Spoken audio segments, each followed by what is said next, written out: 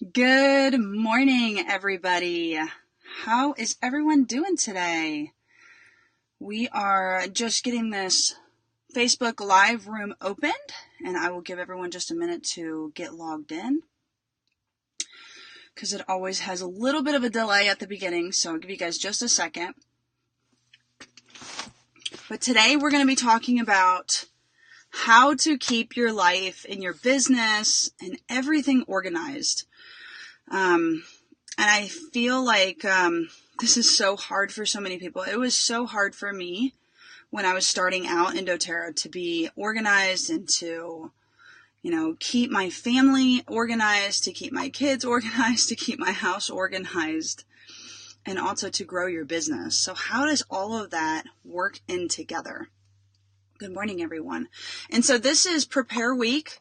We're preparing all week up until Monday when we officially will start launching, although I encourage you guys not to wait. But this is Prepare Week, and so we're talking about how to get ourselves prepared. And so a big part of getting ourselves prepared for this business is getting organized. So I feel like I have some really good tips on this because I am a very busy person. As you can see, I'm sitting in my car right now. We travel full time. We're actually in Boise, Idaho for the day. And then we head to Kennewick, Washington, and then up to Seattle. So I also have a professional blog that I manage. I just wrote a book that launched on Monday, and I have a Blue Diamond business and team that I invest deeply in. So I also homeschool my kids on the road, and I also cook most of our own food. So to you that might sound like a lot, and it is a lot, but here's the deal is I keep everything very balanced and very organized. And so I'm going to share with you guys just some tips that I have picked up how to stay organized on the road, at home, with the farm, all that good stuff. And I hope that you guys can glean some wisdom from that. So today we're going to talk about, first let's kind of transition and go back to talking about our business because that's why we're all here, right? So I want to talk to you guys about creating a monthly plan in your business. And why that is so important. So many times we go into the month without any kind of goal or any kind of hope for what we want to achieve. And that is one way to really stall your business and to drop behind. I very strongly encourage you guys to go into every single month with a monthly plan. And so there's like 3 different parts of a monthly plan that I want to encourage you guys to really use. And the first one is to really keep yourself on check. So for me, that means keeping a planner. And I really, really love the Passion Planner, and that's what I use. But keeping a plan and sticking to it.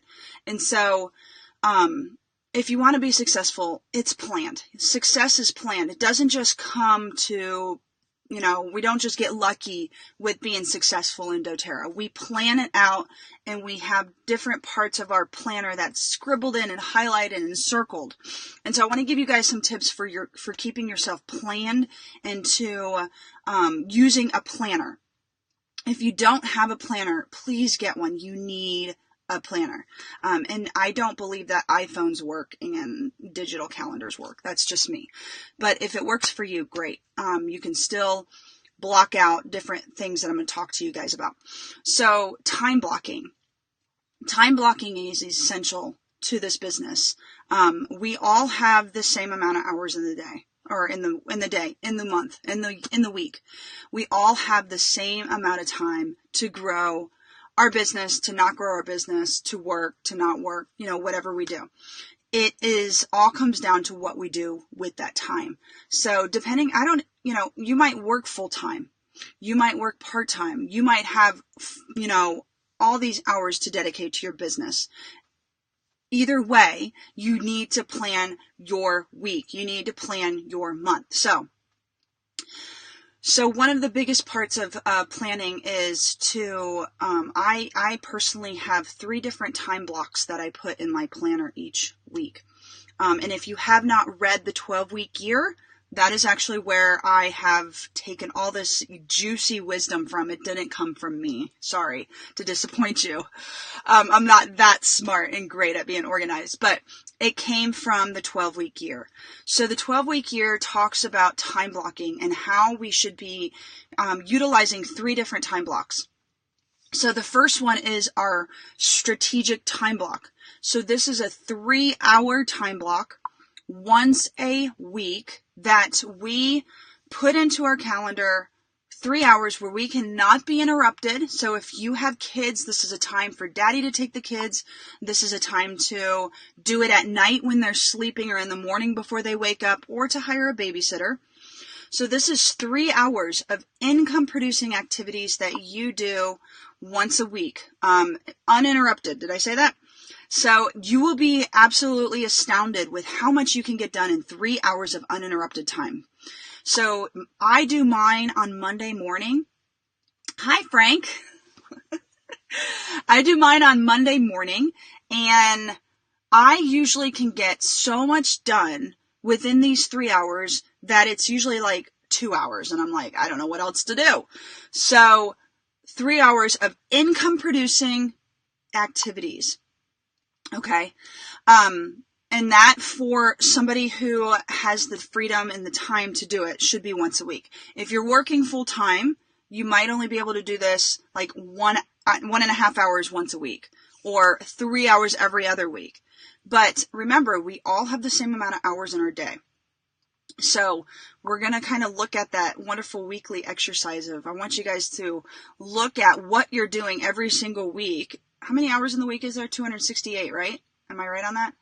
So look at your hours in the week, and I want you to see how much time you have left over after you sleep, after you take the kids to school, after you go work out. You will be so surprised at how much time you actually have left over to work your business. So, strategic block. So once a week, if you can do it once a week, 3 hour uninterrupted time, income producing activity. The second time block that I do once a day is called a breakout block. A buffer block. So my buffer block is 30 minutes once a day of answering text, emails, Facebook messages from my team, that sort of thing. It's those like things that can zap you away and suck you away all day if you let them. So going on Facebook. How many of us go on Facebook, scroll through, and then we realize it's been an hour and a half and we haven't gotten anything done? So the buffer block, it gives you that opportunity. Go on Facebook, go into your team groups, answer questions from your team, go into your cell phone, answer text messages, go into your Facebook message or your emails, answer emails, and it gives you that opportunity to really focus that time once a day or twice a day. Some of us have to do it twice a day if we work this business full time. I usually have to do it once in the morning and once at night. So this is called the buffer block. It's 30 minutes of doing those, those little things that really can add up after time and suck all the time away from you. So that is the buffer block. So I want to encourage you guys, get out your planner, plan those buffer blocks in 30-minute segments, plan those breakout blocks in a one segment each week for that. And then you have your breakout block. So the breakout block is something that we all too often forget about, and that's our self-care. So this should be 1 to 4 times a month where you take care of yourself. And this is about 3 hours. Okay. So this is something I personally do every single week. I need 3 hours to myself every week. So I usually go to a movie. That's one of my favorite things to do alone. I'll go to a movie. I'll go shopping. I'll go to a coffee shop. I'll go to a massage or a chiropractor appointment. Maybe get a pedicure. Or get a haircut. Once a week I'm working in something that I have to do for myself, because that is what I need to take care of myself. Because as an entrepreneur, we are the most important part of this business. And if we are not operating with our full energy, then our business will take a toll. So I know from personal experience that when I'm not taking care of myself, I don't want to do anything in my business. I don't want to talk to anybody. I don't want to call anybody. I don't want to see anybody. I don't feel good. So when I recognize that that is happening, I make sure that I make time for myself. So make time for yourself at least once every other week. Okay. You hardworking moms who don't have any childcare, you got to squeeze it in. You have to get the hubby or get somebody to watch the kids or take a bath at night, or just make sure that you are pouring into your own life, because you are the most important part of this business and you have to take care of you. So that is keeping a planner. You have to plan your success. Now, the second thing that I want to talk to you about is creating a monthly business plan. So this is where everybody I mentor or I coach, I have to see what their volume goal is for the month. I want to know how many sales conversations, how many one-on-ones. So when you hear me say the word sales conversations, I'm referring to one-on-ones or classes. So these are however you do the business. So if you do just one-on-one appointments, if you just do classes, so if you're talking about the blocks, Tracy, it's strategic block, which is 3 hours of income producing activities once a week, uninterrupted. Breakout block, which is your self-care block, 3 hours, 1 to 4 times a month. And then the buffer block is 30 minutes, at least once a day. Okay. So your monthly plan includes knowing a few numbers. I can't talk and mentor or coach anyone if I don't know their numbers. So if you need to know some very specific things to grow your business. You need to know what your monthly volume goal is. I'm not going to talk about rank because honestly, I really don't care about rank. I care about you guys making the money that you need to make to grow your business, to grow your family, and to become debt free, to achieve your dreams. Okay, so I don't really highlight rank much, and I'm not going to, because I want to make sure that we're making money. Okay, I really don't care about rank. So you need to know what a monthly volume goal is. So for instance, if this is your first month launching your business, first of all, we're so happy that you're here. A very good rank goal for your first month, or a very good volume goal for your first month, is 1,000. So you want to have 1,000 in volume. Okay, so we talk about volume as almost why we talk about volume goal. So if you want to bring in 1,000 in volume each month, you can't just say that, okay? There's a couple more things that go along with that. If you've been in this business for a little bit, a good volume goal is 3,000. You want to bring in 3,000 in new volume, or 2,000. So what is your volume goal each month? If you are a premier and above, you're sitting at, usually consistently, you're already getting 5,000 or more each month from your growing team. So you want to set a volume goal in that way. Obviously, we want to also set a goal for new volume. We want to bring in new volume, new enrollments, and new LRP orders. So that's also something that you want to take a look at. But really, each month, you want to set a volume goal. Okay, you want to set a volume goal. So 1,000, that's director. If you want to hit elite this month, that's 3,000. So that would be a 3,000, PV volume goal. Personal volume goals or wise goals. I don't know what you mean. I think you mean team wise. So it would be if you are a higher leader, like I said, if you're like, elite or above, you're looking at your total team volume. Okay, you're looking at everything. So if you're setting a volume goal of 1,000 a month, there's some very key things that you need to know in order to bring in that 1,000. You can't just wish that it's going to happen.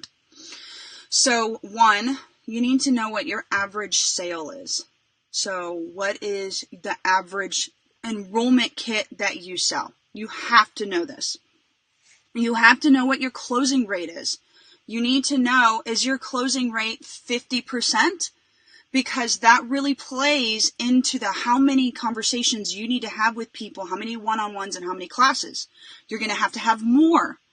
But we're also going to need to have a very good conversation of why it's only 50%. And we want to make sure that we work on bringing that up so that you aren't spinning your wheels and spinning your time. So what is your average sale and what is your closing rate?